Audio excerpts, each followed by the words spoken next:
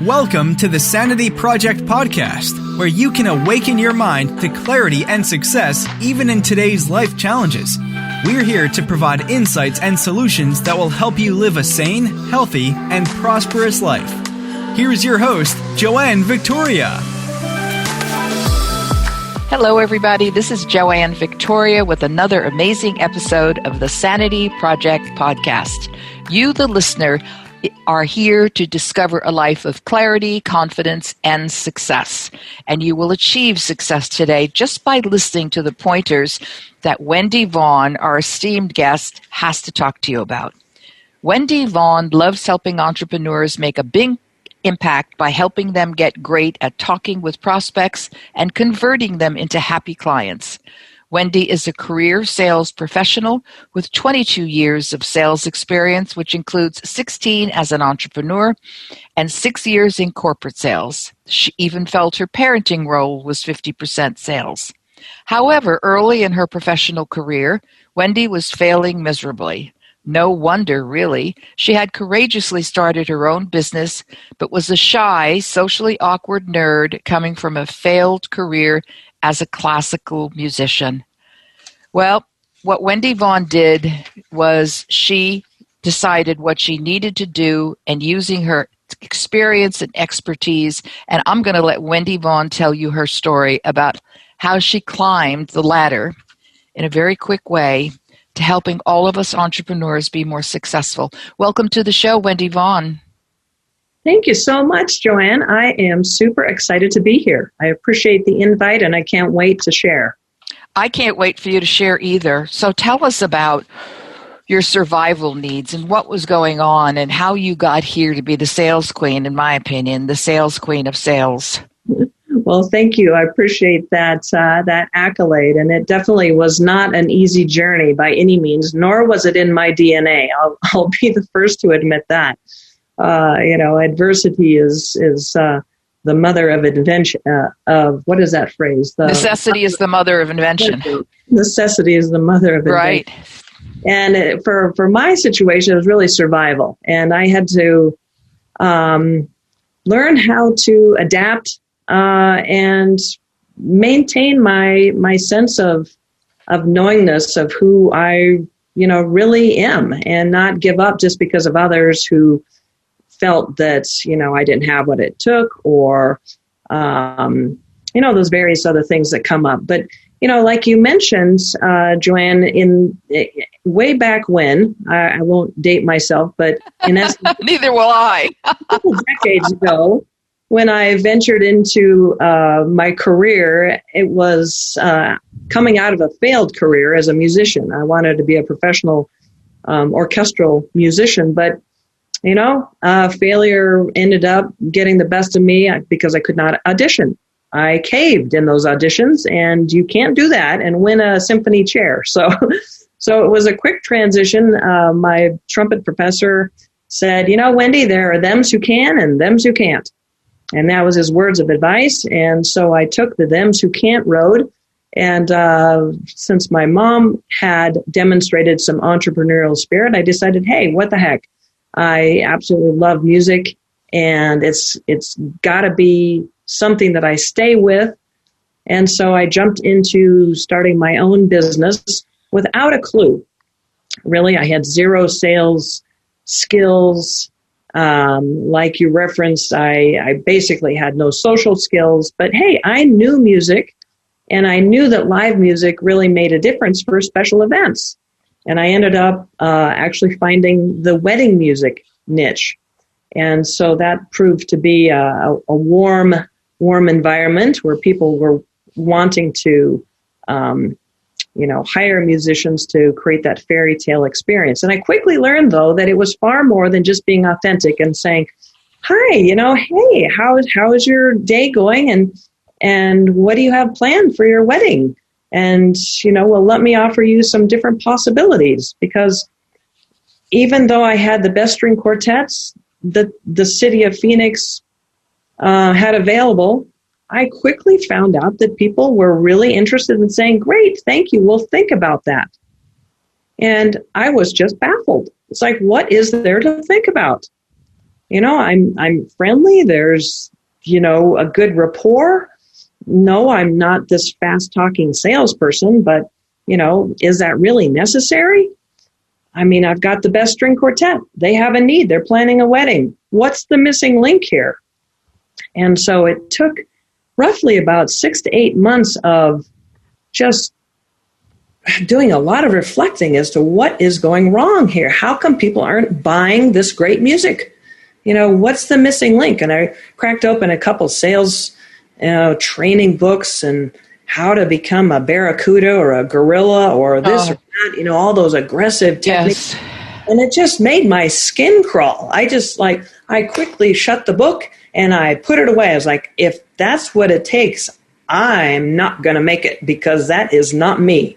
I cannot. I totally identify with that one. We're always in sales no matter what job we're doing, but I was in real estate for a very long time. And at the beginning, I had no idea what I was doing. And I was, whatever tactics I was using, someone else in the office in my little room said to me, people don't like when you're hungry.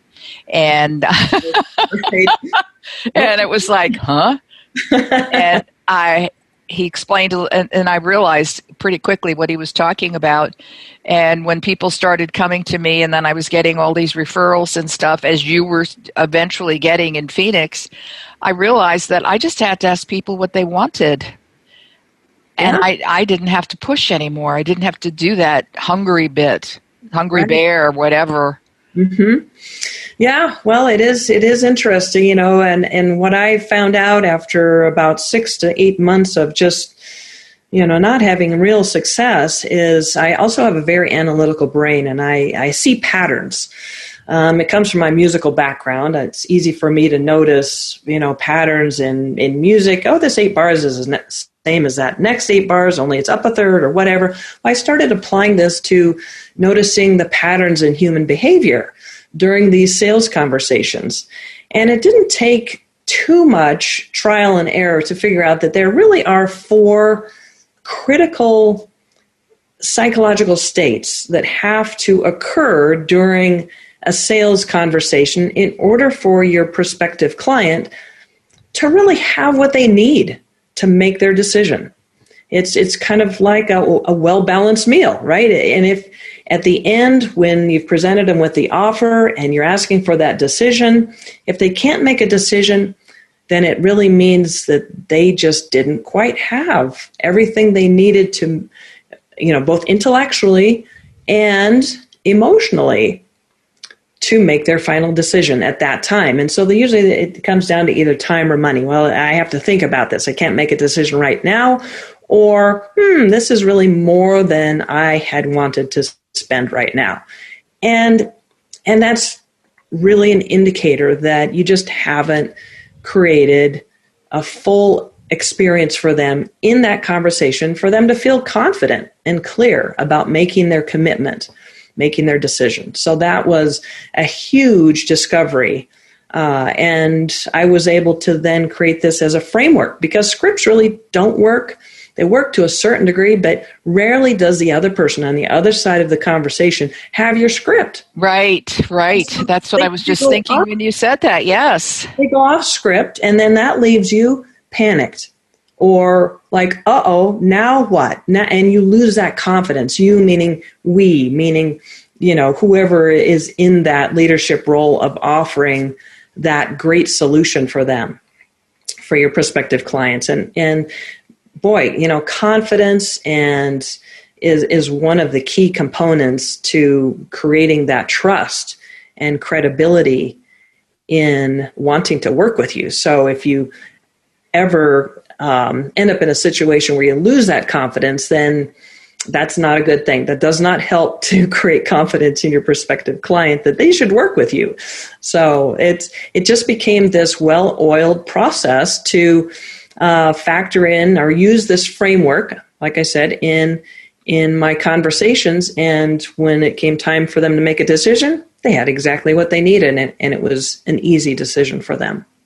In your training currently of entrepreneurs, and how to sell, how to present their offer in a way that's going to work.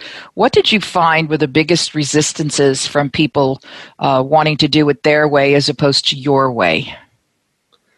So that I understand you correctly, so these are people that are not having success? These are entrepreneurs? Correct. Yeah, these are entrepreneurs who have come to you as a client. You've agreed to work with them. And yet, being human, they've been doing it their way for a while. Let's say that. Let's just hypothesize that. They've been doing it their way. And when you show them the way that you think it works better, are they resistant to your way? No, typically not. Because one of the things that I firmly believe is that the entrepreneur, the business owner, the coach, they are the magic. Really, their personality, their passion, their vision, and the work, the service that they provide, that's the magic. We just need to optimize that. We just need to optimize what is already comfortable to them in terms of what they're saying with these key psychological states. And I'll share what those are. Really, it's not rocket science. And this is why I don't get any resistance, because it's nothing outlandish, really. It's common sense, but yet the actual execution or implementation of this is where it gets really tricky. But the 4 psychological states that need to be established or triggered, as I say, and trigger can have a negative connotation. In this instance, it's a positive connotation, but these are likability, trustworthy, credibility, and desire. And, when people listen to that, they go, well, of course. So no, I don't really get any resistance because it's purely common sense, but there is a magic that occurs when we pair the entrepreneur's personality, his or her innate style, and their vision and their passion for the work that they do with the ability then to establish likability, trust, credibility, and then the coup de grace, desire. It's just it's really a no-brainer, and it becomes just a fluid conversation. And there's really an overused word right now, but it's true. You're able to be authentic. Right? You're able to be you. You don't have to become somebody else to have these excellent results, these high conversion rates through what I call an optimized enrollment or sales conversation, because it just simply is, like I keep referencing, it's providing your prospective client what they need in order to make their decision. And sometimes as entrepreneurs, we keep the focus on ourselves too much. We worry about, I'm going to be authentic. I'm going to be me, and I'm going to, share how I work with others. And then, if they say no, then I guess they just weren't my ideal client. And that's really not the case necessarily. Correct. Yes. In my recent research, I have noticed that the mistake that a lot of entrepreneurs do make is talking about themselves and their own successes and their own methods and their own programs, as opposed to listening to what the prospect, soon to be client, I hope, what the prospect really wants. And that's where everybody seems to get stuck a lot, where they're as you say, they're telling the truth about themselves, they're attempting authenticity, but the client, why would the client care until they knew that the entrepreneur could solve the problem? Mm-hmm. Yes, that's absolutely true. And it's interesting because we don't intend to be salesy. That's not what our intention ever is. But if you present your certifications, your years in business, what you do and this and that in a way that is just talking at people instead of in an engaging conversation, guess what? It comes across as being salesy. It comes across as being one-sided, as I'm going to tell you all about this. I'm going to tell you all about me. And of course, that's not how we frame it, but that's kind of how the conversation ends up feeling to the prospective client. And so these techniques, because credibility is super important. How do you establish credibility? Well, it's of course in sharing your track record. It's in sharing your process, your methodology, but it has to be presented. And that's why I was saying it's the actual implementation or application of these that becomes tricky. Because if it's not done correctly with the right kind of setup or conversation, then it does tend to backfire. Yeah, I also, somebody was asking me a question the other day, not a client, not a prospect, but in a mastermind class, we were talking about the tone of voice.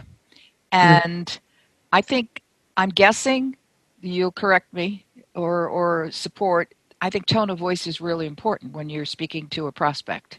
Is that beneficial in your program? Oh, yeah, definitely. And, what's interesting is a lot of this has also to do with creating that relatability with your ideal client. So, for instance, a corporate executive, if your ideal client is a CEO, a CIO, a CFO, any of the C-suite, they have a certain way of communicating that is, I want the facts, I want it, concise, just, let's get on with this. Efficiency is really important to them. And so it's not so much changing your personality, but it's just being relatable and direct with that ideal client. Whereas if your ideal client is a very sensitive, say a mom, a parent who is struggling with self-esteem or belief or self-value, then, the tone needs to be softened. The tone, that directness that the C-suite loves and demands. Well, if you were to deliver that to an ideal client who is delicate, fragile, wavering on their self-value, that might seem really, really harsh. And so it's not so much losing your identity of who you are as you, meaning the entrepreneur, the business person, but it's being relatable. And that's what creates that trust and that likability. And that is so important, especially today when everybody is so sensitive. Yes. Ultra sensitive. I shouldn't, it's very difficult on many levels for people. A harsh word, a tone, bad tone might just skew the conversation out the window. Right. Yeah. And it is so glaringly delicate or fragile in the written format, in social media comments or where you can't really hear that inflection. And so those words really then become more black and white and sometimes can be more powerful or more abrasive than really intended. And so it is really important to just, again, like we've referenced, take our eyes off ourselves and just, look at the world through our ideal client's perspective. That's one of the things that I really help my clients fully understand is what is your ideal client's world like? What are they feeling? What are they struggling with? What are their fears, and what's the reality of those fears for them?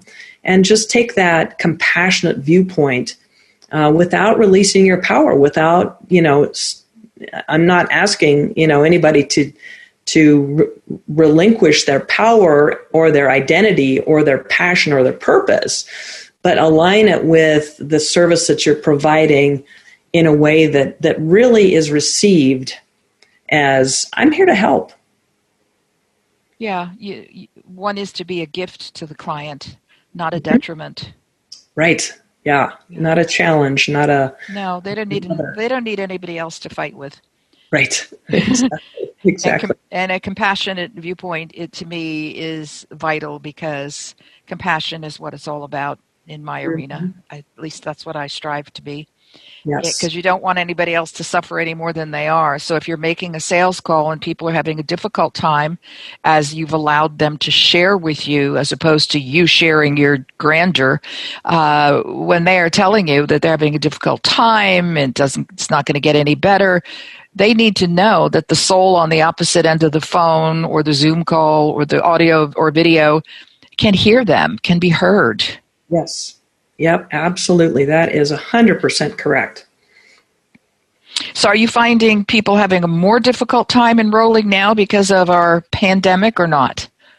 Oh, absolutely. It is. It is a lot more challenging for most people, for most verticals. There are certain verticals that it is, a feeding frenzy. But for most, because the typical objections are even more prevalent, and that's, of course, the budget and not knowing if this is the right time.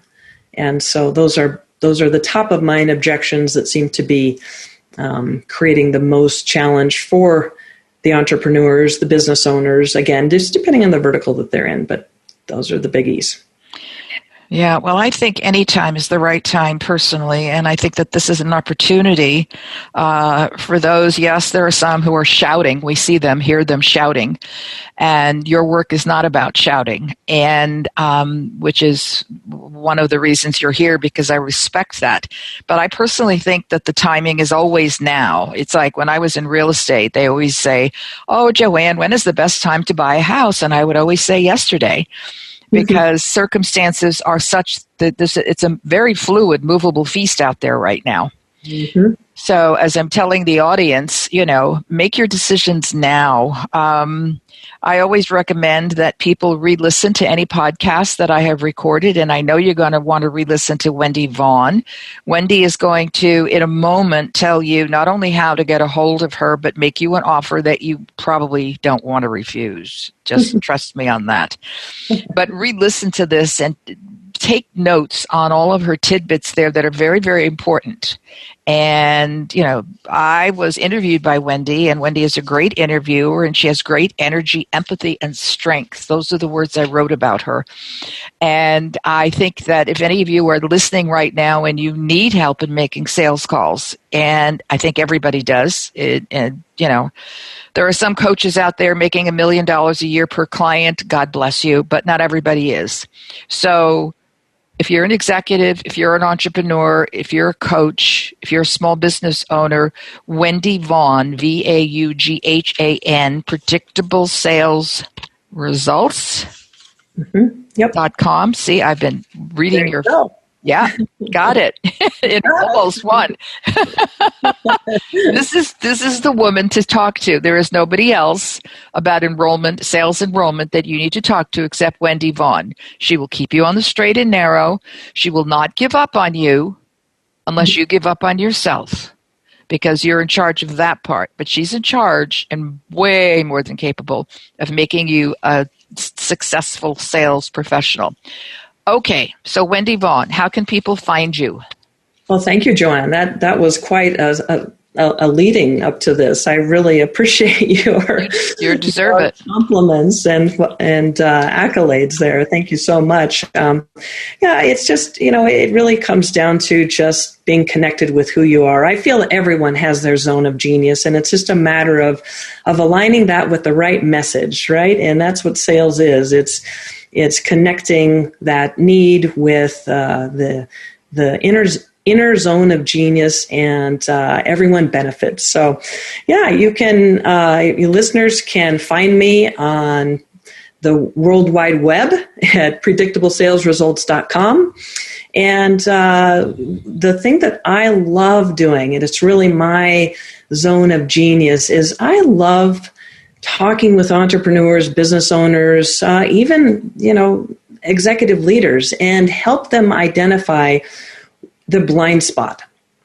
The thing that they don't quite know that is occurring that is causing those ideal clients to slip away. And so I've created a sales blind spot coaching session. And what I'd like to do, I normally charge for these sessions because we roll up our sleeves. We dive in and I find out what's going on in your enrollment conversation, what type of leads you're attracting. Are they qualified leads?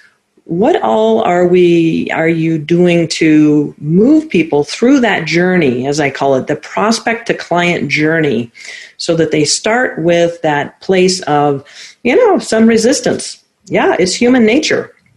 They start with some unknowns. They start with a lot of questions, and you help lead them through this journey from that state to the state of being clear, confident, and excited about saying, yeah, this sounds great. What's next? And so with this session that I would love to gift to your listeners, it's my Sales Blind Spot coaching session. We'll work together. I usually take 60 to 90 minutes. I try to get it done in 60 minutes, but we usually have so much fun during the process.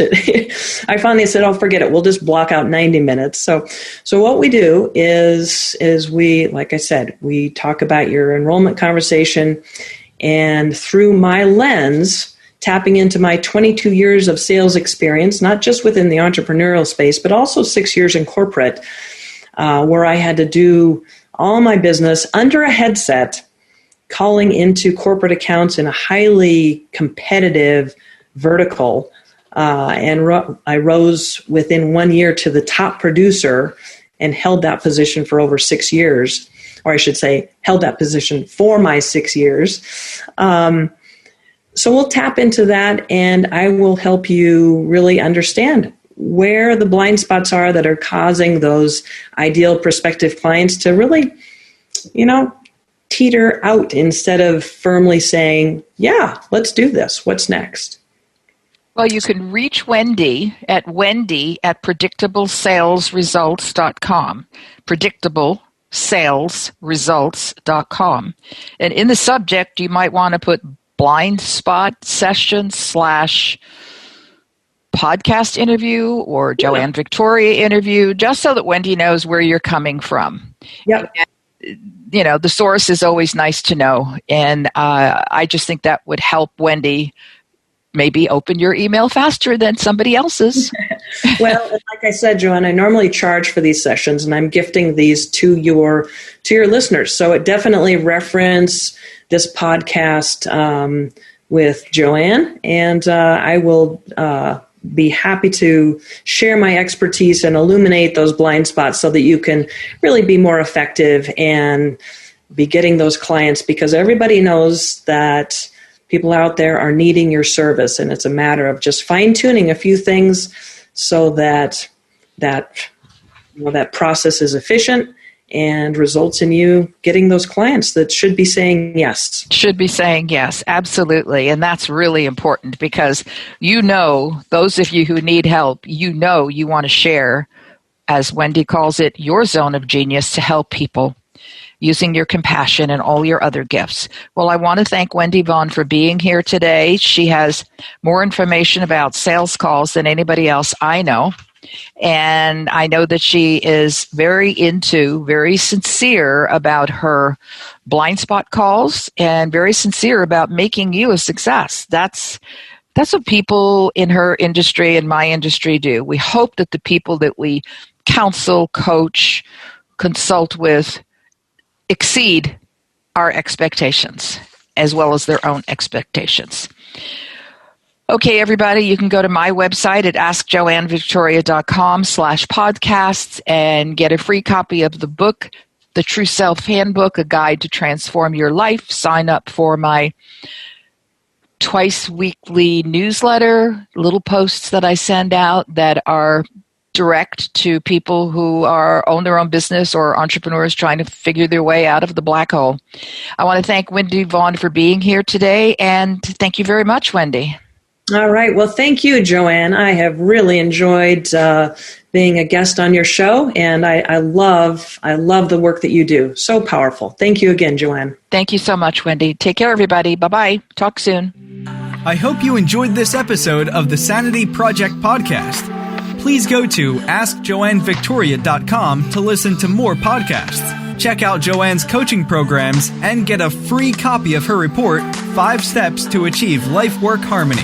That's askjoannevictoria.com. Take care, and thanks for being here.